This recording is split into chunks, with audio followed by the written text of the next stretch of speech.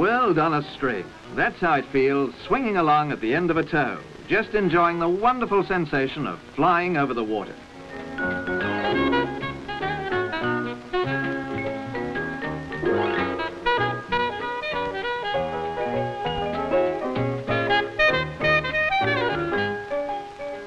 That's water skiing, or at least it's one side of it. Just taking it easy, making spray while the sun shines. But it's not all fun in the sun. There's the rough, tough world of competitive skiing. Dressed for the worst that English weather has to offer, this world champion has to train all the year round. He and others like him are always hard at it, striving to improve their standards, competing around the water ski centres of the world, and in between, helping others on the way up.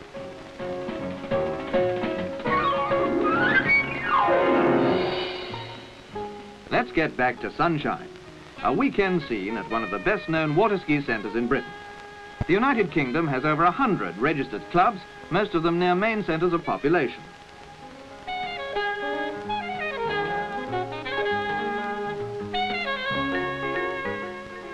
These clubs are helped in their growth and organisation by the British Water Ski Federation, which is a member of the World Water Ski Union. If you join a club recognised by the Federation, you can enjoy your sport knowing that the safety of everybody, either in or on the water, is being well looked after. To keep the sport safe for skiers and non-skiers is the most important job of the Federation and its member clubs, and it's only fair that everybody abides by the rigid rules they've set up. Competitive skiing is encouraged all along the line, but you've got to have discipline to be really good. Water skiers from overseas often visit England to train for world events to be held in Europe, and here the West Indians are being coached by the English captain. He's been British champion 5 times. Competition courses are all clearly marked out so that skiers in training can keep well away from bathers and boats. Incidentally, Britain has the second largest federation in the world. The United States is first with over 11 million water skiers. Like snow skiers at the point where they leave the nursery slopes, water skiers graduate to the single or slalom ski. For many, this is far enough. The slender steel fin ski can provide the greatest enjoyment of all.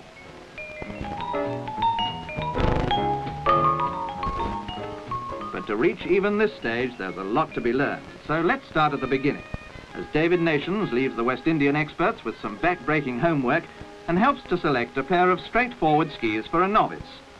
Expert advice is always valuable, and today she's lucky to have 2 expert instructors.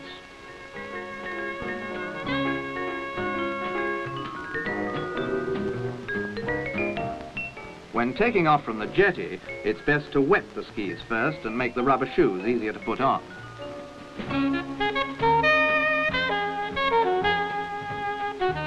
These shoes are adjustable to give a close fit, but in the case of a fall, the feet just slip out.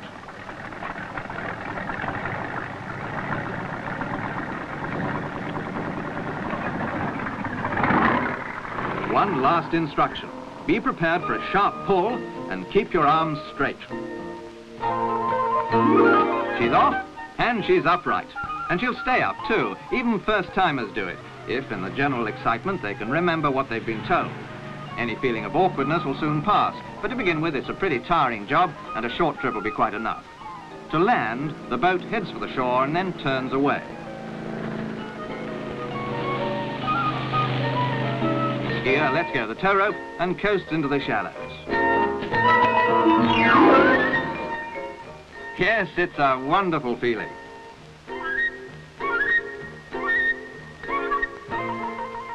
Now the expert joins her in the water to try a deep water takeoff.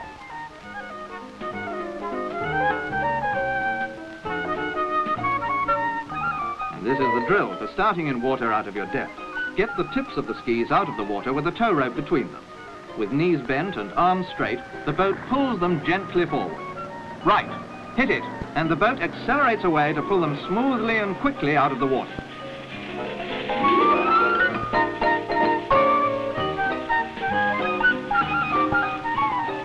Now the next thing to do is cross over the wake into unbroken water and then come back again. It looks so easy when the expert does it. Now remember the correct position.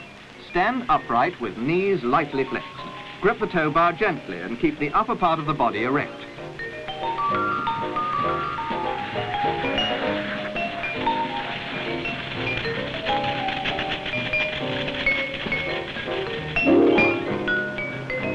Now you have a go at crossing the wake.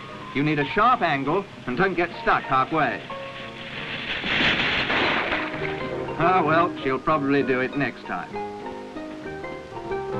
The instructor goes in too to keep her company. With no one on the tow ropes, the boat driver brings his craft to a standstill. This is work he knows well.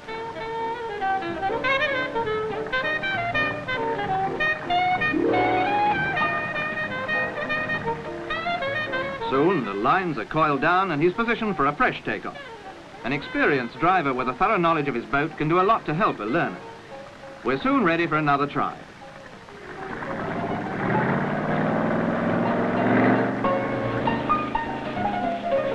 Everything the same as before, except that now it's your turn.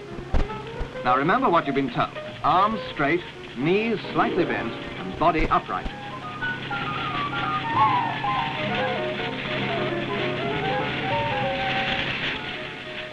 The expert closes in to give a few words of encouragement. Now, how about this corner? Get ready for it. You're going pretty fast, so start leaning into the turn. That's it. Lean with your body, and don't leave it too late.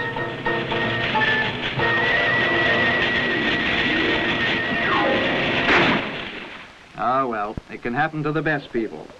What went wrong? Well, we'll let the next skier show us. But in the meantime, one of the boats needs fuel. Towboats have to be powerful. They've got to tow skiers at speeds of up to 40 miles an hour. A floating pontoon is just the thing for fueling, and it saves time. Powerboats can be thirsty and temperamental, but with careful looking after and the best fuel, they'll keep going right through the season.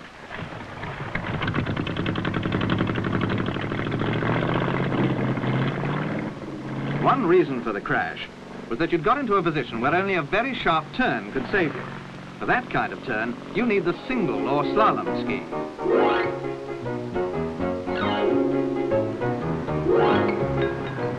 English champion Jeanette Stewart-Wood shows just how to take this all-important step. First, get your balance right before kicking the second ski away. Now she's free to move straight into the slalom course. This consists of 6 buoys with a gate or entrance marker at either end. The boat goes straight down the center, while the skier crisscrosses behind it, trying to round each of the 6 buoys in turn, 3 on each side.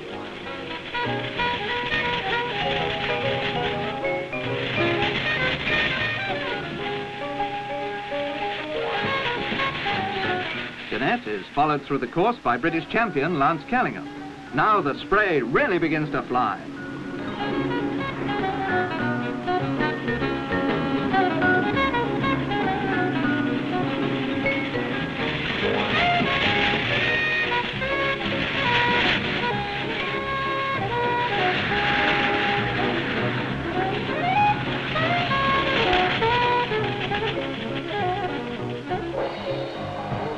As Lance Callingham returns to the jetty, another skier takes off, an American and a world champion. This is Jimmy Jackson, one of the best stylists the sport has ever known.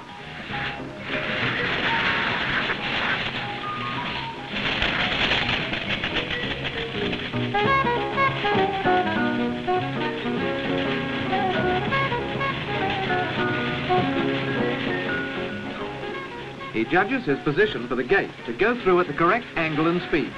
Between the 6 turns, he's traveling at over 50 miles an hour.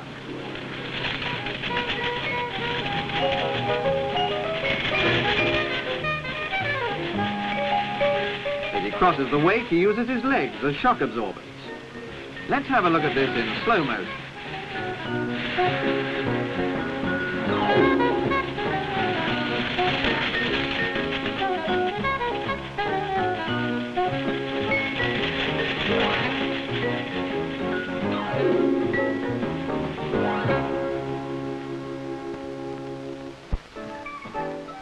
Now for the most spectacular of the competition events, jumping. For this, skiers must have considerable skill, a lot of nerve, and a crash hat. Out on the lake, David Nicholl, Scottish champion, begins to measure his distance. For jumping, skiers hold the tow bar in the vertical position close to the body. The skis are heavy and reinforced for extra strength.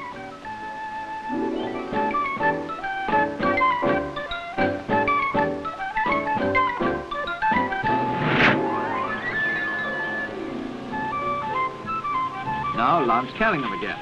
The moment for the run-up is carefully judged. Unlike slalom skis, these have no steel fins. They take a tremendous pounding as they hit the ramp.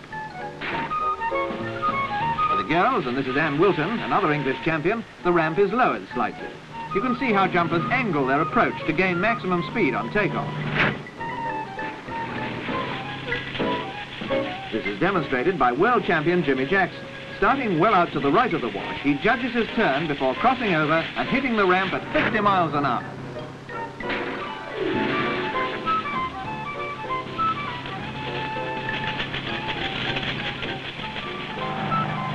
Let's slow him up a bit for the next one. And there he goes on the principle of a weight on a piece of string and hits the water 120 feet from the ramp.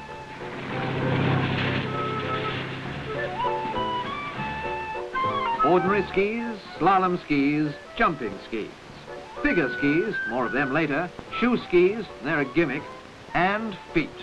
Yes, there are a few people in the world who can ski on their feet, and Jimmy Jackson is one of them.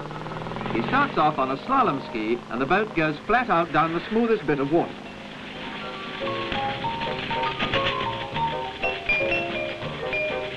Slowly, he takes some of the weight on one foot, then kicks off the ski.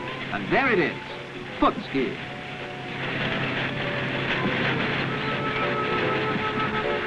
In slow motion, you can just see his toes through the spray.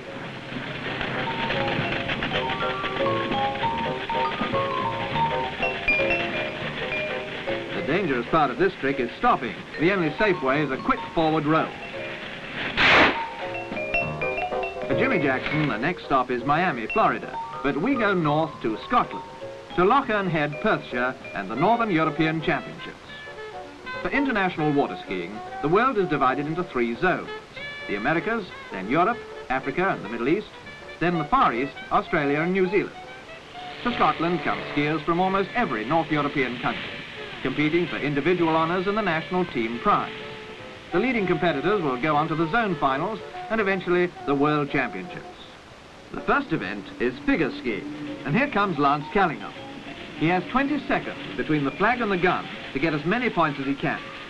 Each trick has a set points value. The more difficult the trick, the higher the points. Tricks on one ski are obviously more valuable than on 2.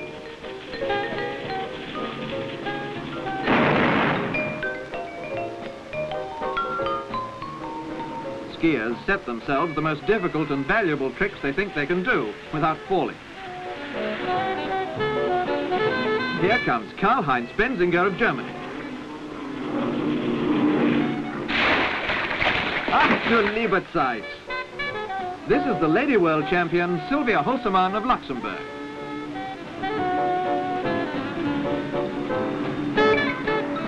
After a couple of quick gyrations, she jettisons the second ski to amass an almost incredible number of points.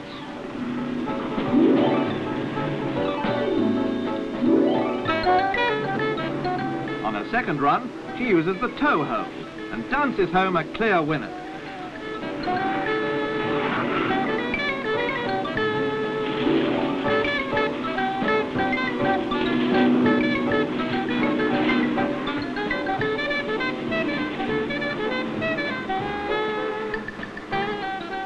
And now for the slalom. In competition events, the boat goes down the course at 30 miles an hour. One run through is called a barrage, and if the skier is still standing, he can go again. With each barrage, the boat increases speed by 2 miles an hour.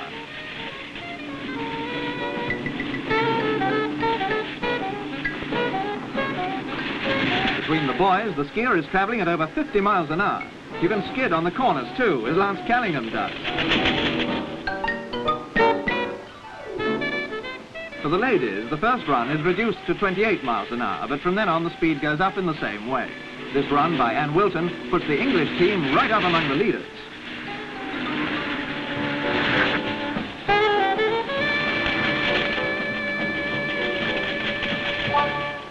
As more fuel is poured into empty tanks, the last event of the day gets started: jumping. England and West Germany head the team points with a close challenge from Denmark and Sweden. Here's Fiona Saunders for England with a jump of 18.1 metres, nearly 60 feet. Her teammate Anne Wilton is next, 81 feet, not bad. And now it's the turn of the world champion Sylvia Hulseman. For her, over 83 feet and the trophy. The men's turn, and Lance Callion for England. A fair jump, but he's not too happy about it. And here's David Nicol, the Scottish champion. It's a tremendous jump, but he just can't control his landing.